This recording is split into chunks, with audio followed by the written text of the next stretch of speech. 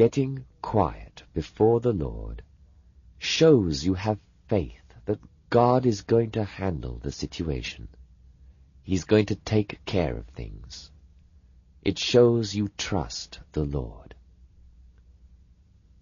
Thou shalt keep him in perfect peace, whose mind is stayed on thee, because he trusteth in thee. If you're not trusting, you're going to be in confusion all the time. Here's a nice little poem for you. When we're trusting, we're not heard to fret. When we're fretting, we're not trusting yet. If you're in a big stew, confused and worrying and fretting and fuming, you're not trusting. You don't have the faith you ought to have. Trusting is a picture of complete rest, peace and quiet of mind, heart and spirit. The body may have to continue working, but your attitude and spirit is calm. One thing I want to say for Jeff, he has great faith. That's why the devil tries to lie to him and tell him he doesn't have any faith. The devil always tries to find the weak spot in your strongest point and strike at that. Jeff's got a lot of faith. He couldn't run that camp without a lot of faith. That's why you can have peace in the midst of storm, calm in the eye of the hurricane. I've told you about the picture that won the contest and illustrated peace. Most of the artists handed in these quiet, calm, pastoral scenes, absolute, total quiet. That's a form of peace. But the hardest kind of peace to have is the picture that won the award. That was a picture of this horrible, roaring, raging cataract, a river in all its foaming and fury. But on a little branch right above, overhanging the raging current, there was a beautiful little nest with a tiny bird sitting there and peacefully singing away in spite of the storm. That's when your faith gets tested, in the midst of the storm. Quietness is a sign of faith. Good night, man. Moses had from 2 to 6 million people sitting out in the middle of the desert, waiting on him, tearing their hair and wondering, what are we going to eat? What are we going to drink? Where are we going? What are we going to do? And what's Moses do? He takes off for the top of the mountain and sits up there with the Lord for 80 days straight. What if he had been fretting all the time? What if something happens? I have to get back. What if Aaron makes a golden calf? Which he did.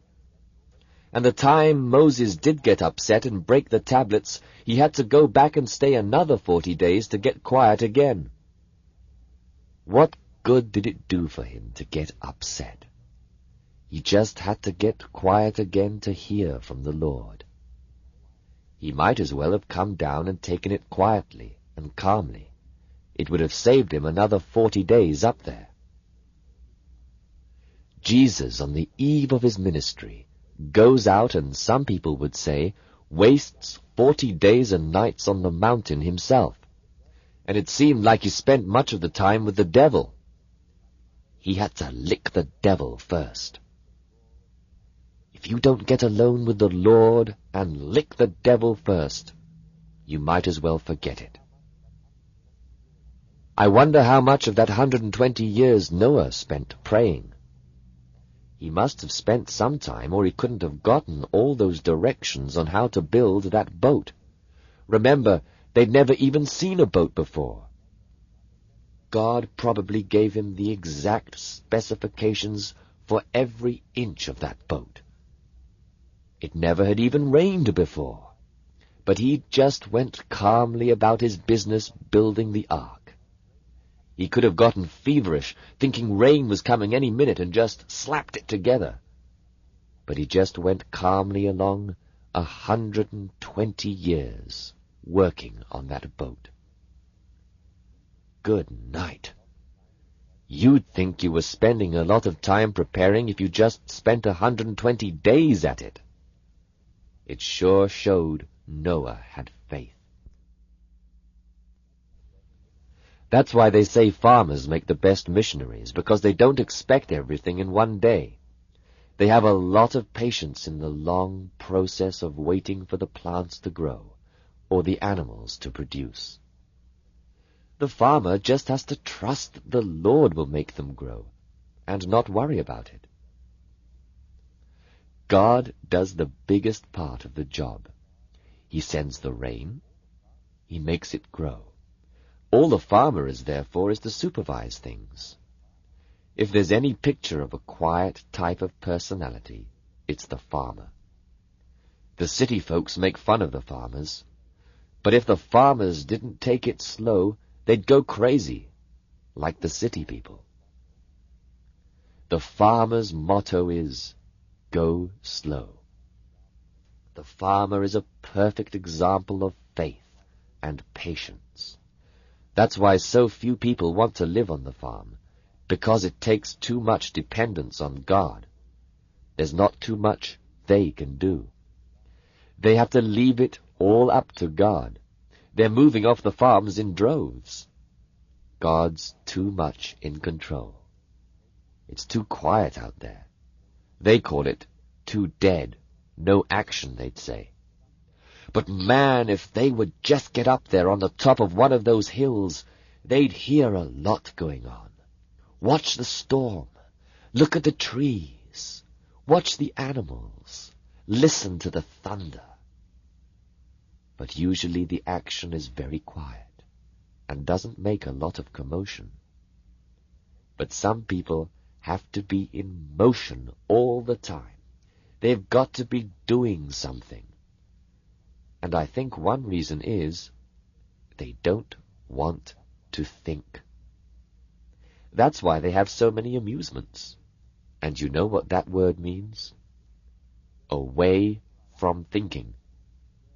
People are absolutely scared stupid of the quiet and the stillness, because they know the voice of God might come through.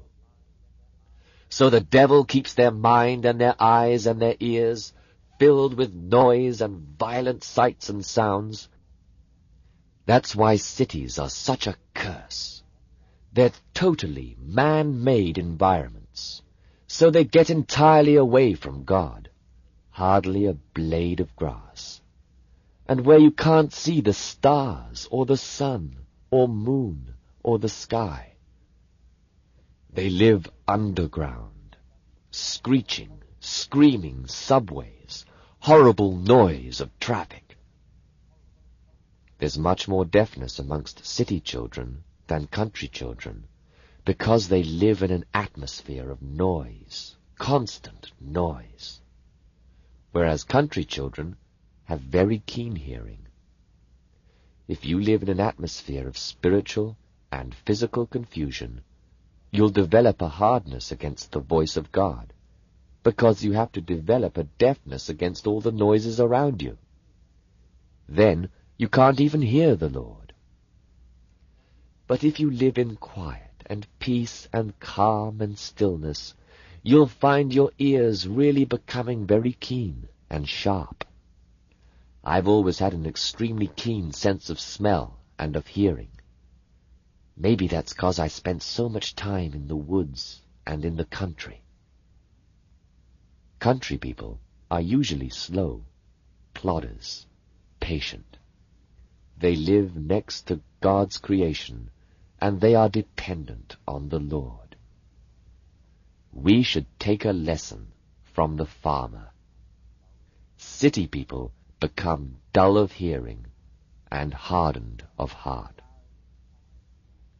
This loud type of music is deafening young people today. It's that constant beating on your eardrums that hardens it. It's like a callus that develops in order to preserve your ears. Think of the years Abraham spent out in the fields watching flocks. No wonder he heard from the Lord. He had time to listen. Lord, forgive us. We get so busy.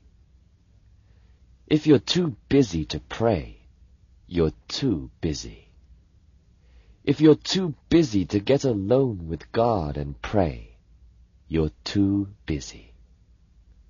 What if the servant said to the king, "I'm sorry, I can't come and listen to your orders today. I'm too busy out serving you."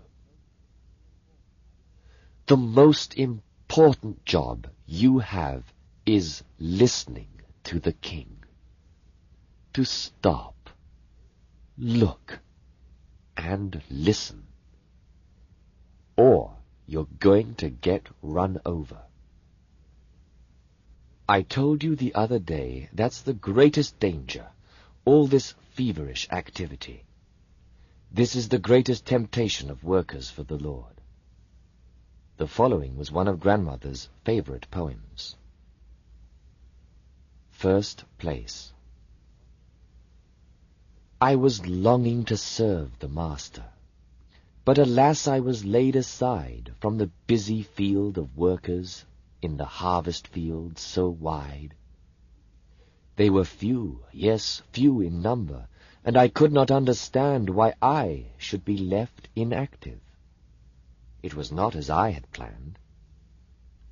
I was longing to serve the Master, and the need indeed was great. For me, it was easy to labor, but oh, it was hard to wait. To lie quite still and be silent, while the song was borne to my ear from the busy field of workers in the harvest field so dear.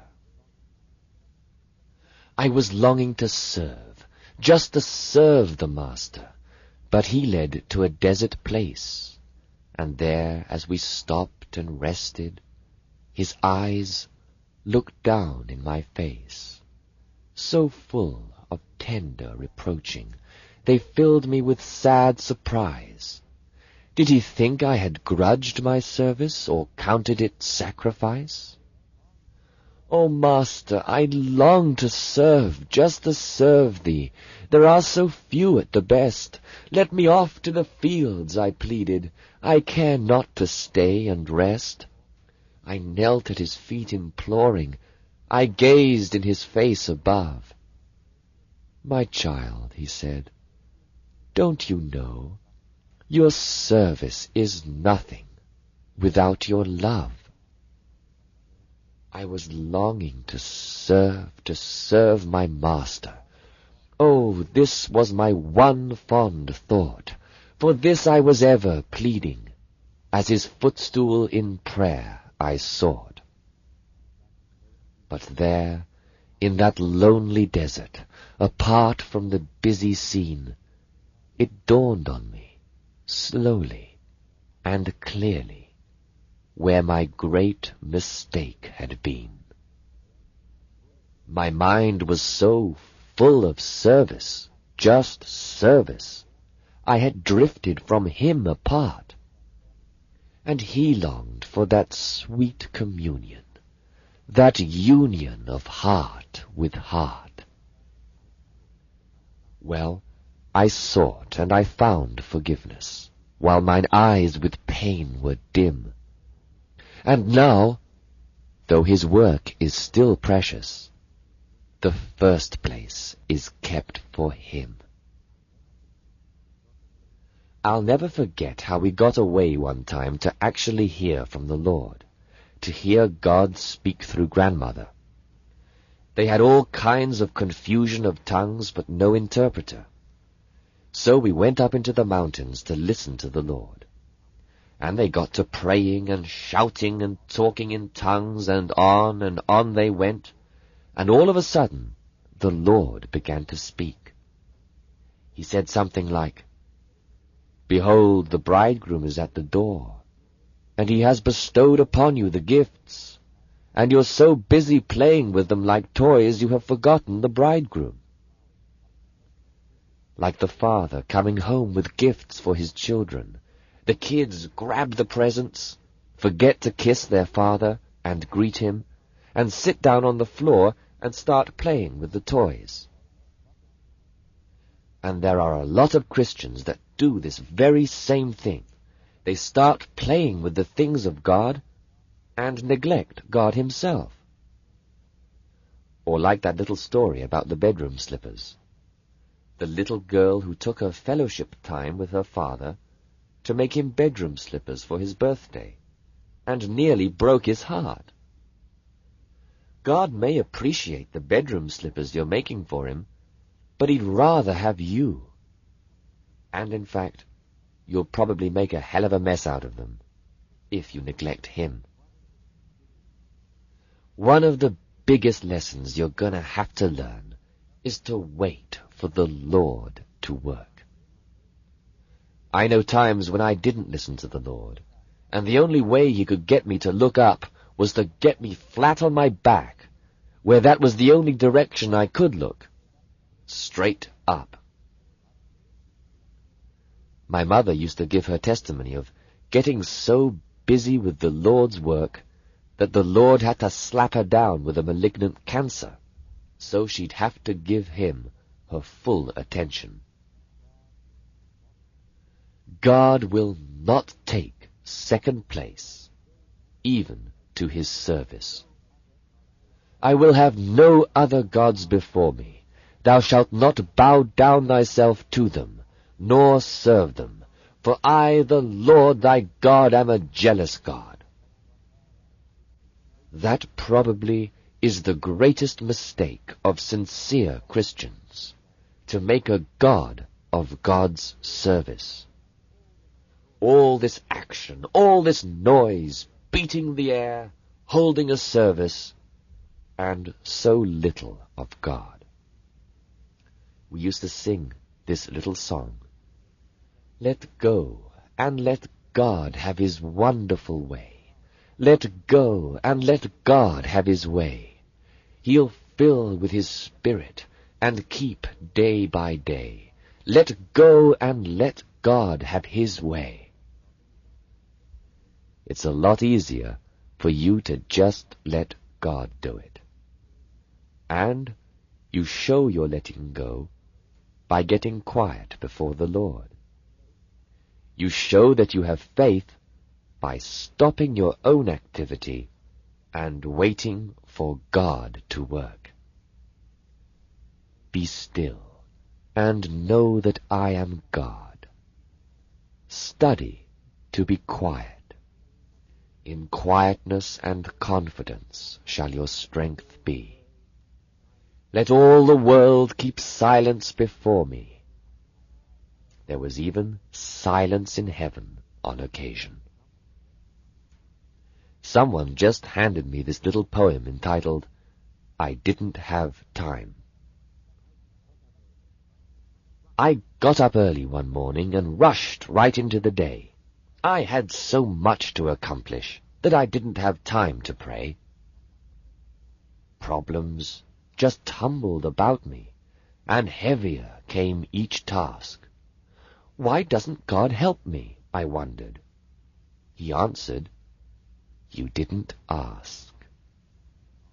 I tried to come into God's presence. I used all my keys at the lock.